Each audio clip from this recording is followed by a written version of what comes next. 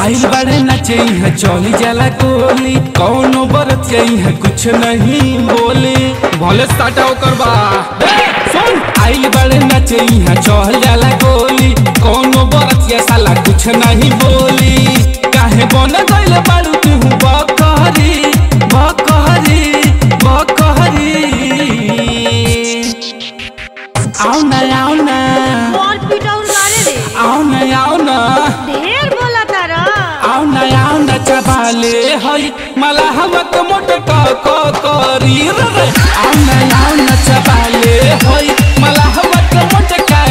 करी आओ ना चबाले हई मला हवत हरियर करी आजो लिलो लिलो जिया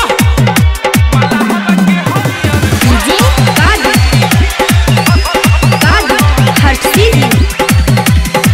गरम तो हर जवानी आवाना झाड़ दी पानी सुनाए दिल बर जानी बनी जा हमर पुरानी हाँ हाँ गरम तो हर जवानी आवाना झाड़ दी पानी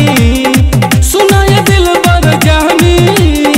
बनी जा हमर पुरानी तोहर चोबन लागे बैगन के मोटहरी मोटहरी मोटहरी। का कर ले बा आओ ना तोरा बाप के खेती हो आओ ना तोर बाप देखले बारे आओ ना चबाले हई मलाहवा के मटका करी रे आओ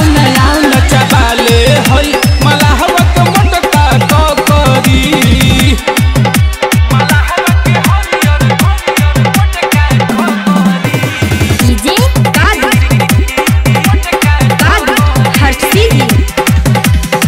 रात से भोर हो जाई करबू स्टेज पर माई माई कोइलू सटा फूल नाई देह के नस को देवताई ना निकला हा हाँ हाँ रात से भोर हो जाई करबू स्टेज पर माई माई कोइलू सटा फूल नाई देह के नस को देवताई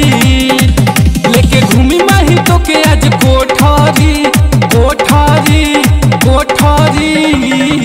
हमार मर्जी बा आओ ना और पिटाउन बारे रे आओ ना ढेर बोला तारा आओ ना चबाले हई मला हवत मोट करी रे आओ ना चबाले हई मला हवत मोट करी अरे तोर जइबे।